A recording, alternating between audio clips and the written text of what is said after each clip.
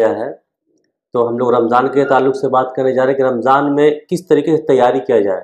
تو چلیے ویڈیو کو شروع کرتے ہیں۔ میں آپ کا بھائی شاہنواز عالم پھر سے ایک نئے ویڈیو میں آپ لوگوں کا خیر مقدم کرتا ہوں۔ ہمارے ساتھ بات کرنے کے لیے انجینئر یوسف خان صاحب موجود ہیں۔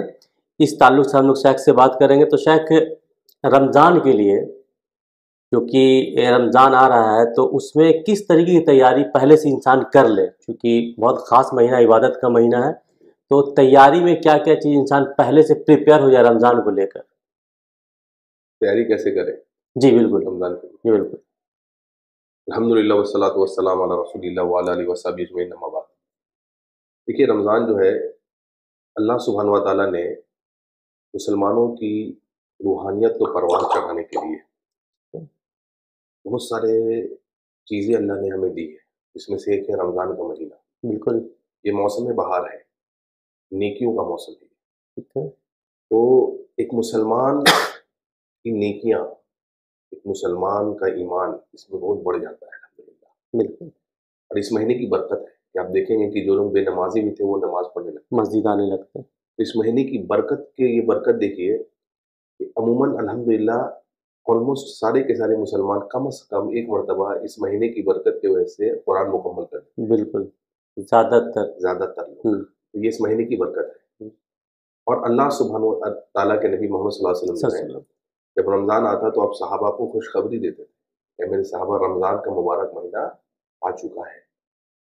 اور اللہ سبحانہ و تعالیٰ بھی آسمانوں میں تیاری کرواتا ہے رمضان کے لیے۔ کیسے؟ دیکھیے، اللہ کے نبی صلی اللہ علیہ وسلم نے فرمایا کہ جب رمضان داخل ہوتا ہے تو جنت کے دروازے کھول دیے جاتے ہیں، جہنم کے دروازے بند کر دیے جاتے ہیں، اور شیاطین کو قید کر دیا جاتا ہے یا جکڑ دیا جاتا ہے۔ تو یہ تیاری ہے دراصل۔ پھر اللہ کی طرف سے ایک منادی، ایک فرشتہ آواز لگاتا ہے کہ اے خیر کے طلب کرنے والے، اس مہینے میں بالکل آگے بڑھو خیر کے لیے، نیکیوں کے لیے۔ تو گویا آسمانوں میں بھی تیاریاں ہو رہی ہیں، زمین میں بھی ہو رہی ہیں۔ یعنی اللہ آسمانوں میں تیاری کرا رہا ہے، اور زمین میں لوگ، کئی ایسے لوگ ہیں جو تیاری کر رہے ہیں اپنا رمضان کو برباد کرنے کی۔ جیسے مارکیٹس میں بھی دیکھیے بہت سارے سیل لگے، ٹھیک ہے، یہ بھی ایک پہلو ہے لوگوں کے کاروبار کا، تو وہاں تک ٹھیک ہے۔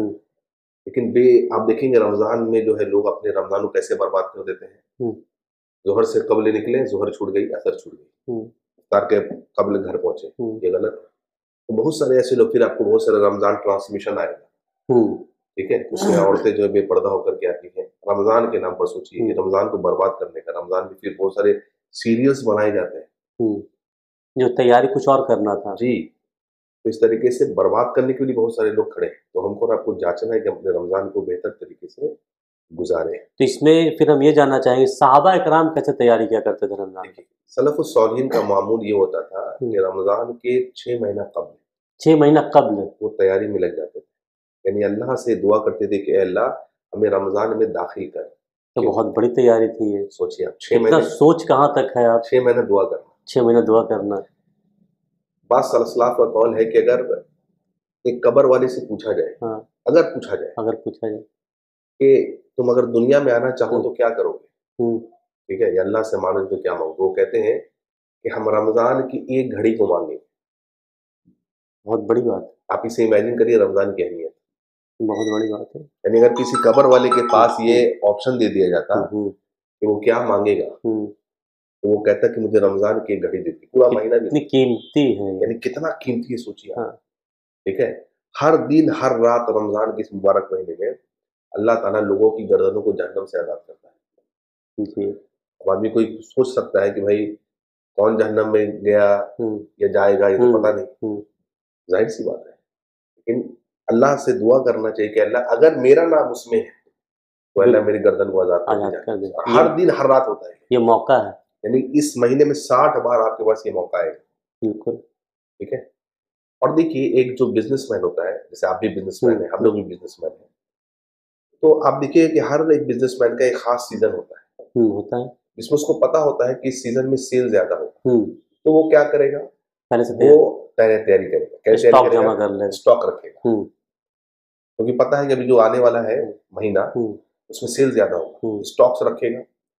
پھر اگر مان لیجیے اس کی شاپ تھی یا اس کا آفس تھا، اگر وہ 11 بجے کھلتا تھا تو اس کو 9 بجے کھلے گا، شام میں اگر 7-8 بجے بند کرتا تھا تو 9-10 بجے بند کرے گا، یعنی اپنے ورکنگ آورس کو بڑھا لے گا. کیوں؟ سیل ہوگا زیادہ. لیکن ایک وہیں پر ایک اور دکاندار ہے، تاجر ہے، جو اس سیل والے مہینے میں بھی دکان اگر 11 بجے کھلتا تو 11 بجے کھلتا، بلکہ اور لیٹ کھولا جائے. اکثر لوگ سو کے اٹھتے ہیں 12 بجے تک اور اسٹاک جمع نہیں کیا. ہاں بالکل. تو آپ اس تاجر کو کیا کہیں گے؟ بیوقوف کہیں. بیوقوف تو فائدہ نہیں اٹھا رہے ہو. فائدہ نہیں اٹھا پائے. اسی طریقے سے اللہ کے نبی صلی اللہ علیہ وسلم نے فرمایا کہ رمضان کا جو مہینہ پائے ہلاک و برباد ہوا آدمی جو اپنی مغفرت نہ کرا، نہ یعنی فائدہ نہ اٹھا پائے. فائدہ نہ اٹھا پائے. ایک تاجر عقل مند وہ ہوتا ہے جو اسٹاک جمع کرتا ہے، سیل والے مہینے میں اپنے ورکنگ آورس کو بڑھا لیتا ہے. ایک عقل مند مومن وہ ہے کہ اس رمضان کے مبارک مہینے میں نوافل کثرت سے پڑھے، فرائض کی پابندی کرے اور کثرت سے تلاوت کرے، عبادات کو بڑھائے. تو جب یہ عبادت کی بات آئی ہے تو ہم یہ جاننا چاہیں گے، لوگ اکثر پورا رمضان لگ بھگ خرید فروخت میں نکال، جیسا کہ آپ نے بتایا رمضان کی تیاری ہے، یہ ہے وہ ہے، اس میں نکال دیتے ہیں لوگ، مارکیٹنگ میں نکال دیتے ہیں. اس تعلق سے کچھ بتائیں شاید. دیکھیے یہ بہت ہی اہم کوشچن ہے اور ہم میں سے اکثر مسلمان اس میں ملوث ہیں. جی زیادہ تر کہ پورا کا پورا رمضان یا رمضان کا اچھا خاصا حصہ بالخصوص آخری عشرہ جو ہے یہ پورا کا پورا شاپنگ میں گرتا ہے.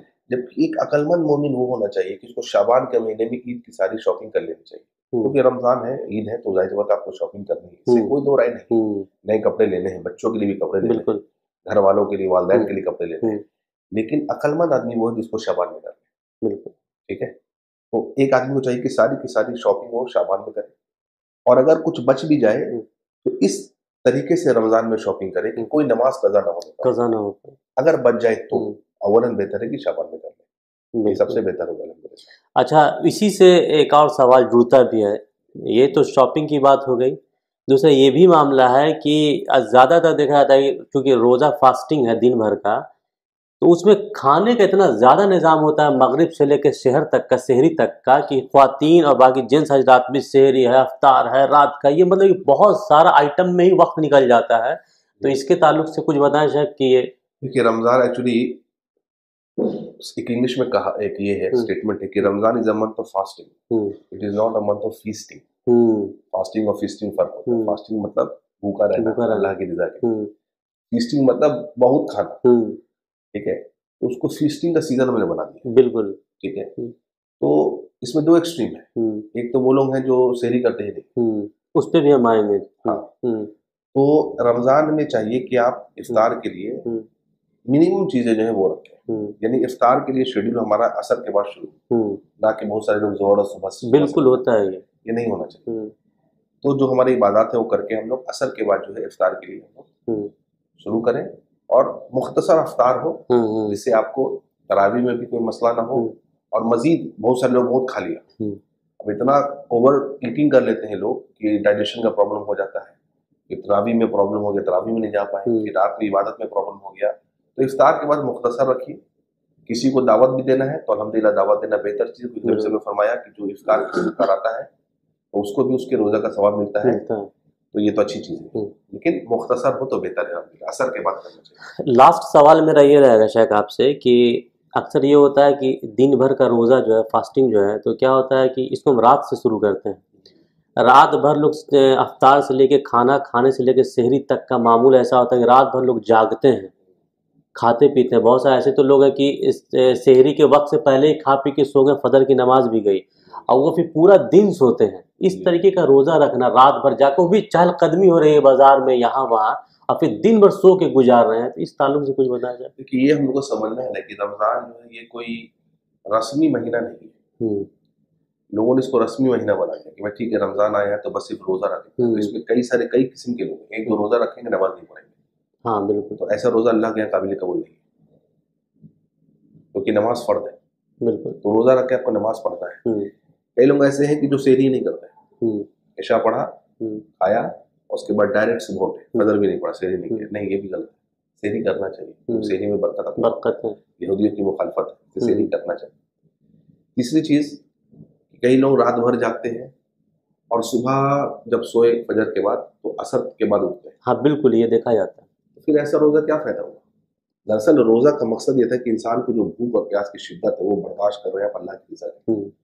जो आदमी सोया रहा उसको भूख और प्यास की बर्दाश्त का हो, तो ऐसा भी रोजा अल्लाह के काबिल कबूल है जिसमें नमाजें छूट गई और आप सोए हुए हैं। कई लोगों को मैंने देखा है कि मगरिब से 10-15-20 मिनट पहले उठते हैं। बिल्कुल सही तो है। बताइए, ना जोहर है, ना असर है, ना तिलावत है, न जिक्र अस्कार है, तो फिर क्या फायदा? तुम्हारा भूख प्यास। और कई लोग ऐसे हैं कि रोजा रख के झूठ भी बोलते हैं। तो अल्लाह के नबी से फरमाया जो रोजा रख करके झूठ बोले उसे भूखा प्यासा रहा।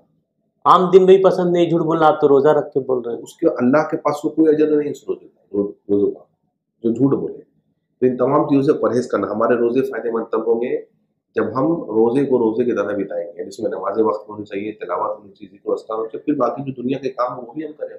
जी बिल्कुल, ये इस तरीके से फायदा देगा रोजा। दिन को रात, रात को दिन, उलट पलट करना ये कहीं से दुरुस्त नहीं है। इबादत को जैसे आपने कहा स्टोर कर लो, एक बिजनेसमैन है तो भाई वो अपने सामान को स्टोर कर लेता है ताकि ज़्यादा प्रॉफिट कमा सके, तो आप भी अपने एनर्जी को स्टोर करें, है ना। इसमें एक और बात है कि अक्सर औकात क्या देखा जाता है कि अगर हस्बैंड वाइफ है, उन्होंने रात में हम बिस्तरी किए रमजान में, यानी रमजान में हम बिस्तरी आप कर सकते हैं लेकिन रोजे की हालत में नहीं, ठीक है, यानी इफ्तार के बाद से लेकर के फजर से पहले आप हम बिस्तरी कर सकते हैं, जायज़ है।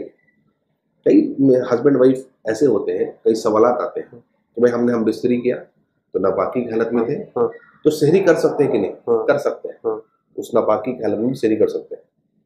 गलती लोग क्या करते हैं कि फिर सहरी करके फजर नहीं पढ़ के सो जाते हैं। क्यों? बहुत सारे लोग बोलते हैं शर्म आता है कि लोग इस वक्त नहाएंगे तो क्या सोचेंगे। भाई दीन में कोई शर्म नहीं है, सही, ये दुरुस्त तरीका नहीं, दुरुस्त तरीका नहीं। इसलिए अगर किसी ने हम बिस्तरी की है अपनी वाइफ के साथ तो सहरी कर ले उसी हालत में, लेकिन फजर से पहले उसको गुस्ल करना होगा, गुस्ल करना होगा जी, और गुस्ल करके वो नमाज भी पढ़ेगा। और ऐसा अगर आप लाइल्मी की वजह से या शर्म की वजह से कर रहे हैं तो ये करना दुरुस्त नहीं है, अच्छी बात नहीं है। तो ये था शाइख के साथ हम लोगों ने बात की। और अगर शाइख का और मज़ीद वीडियो देखना चाहते हैं तो शाइख के YouTube channel MD Yusuf Khan पे जाएँ, वहाँ वीडियो का मैं लिंक डाल दूँगा, बहुत सारे वहाँ पे शाइख के वीडियो है, उससे फ़ायदा आप लोग उठाएँ। तो चलिए, वीडियो आप लोगों को कैसा लगा कमेंट्स कर ज़रूर बताएं, शेयर करें, लाइक करें, चैनल को सब्सक्राइब करें। मिलते हैं नेक्स्ट वीडियो में। अस्सलाम वालेकुम व रहमतुल्लाहि व बरकातहू।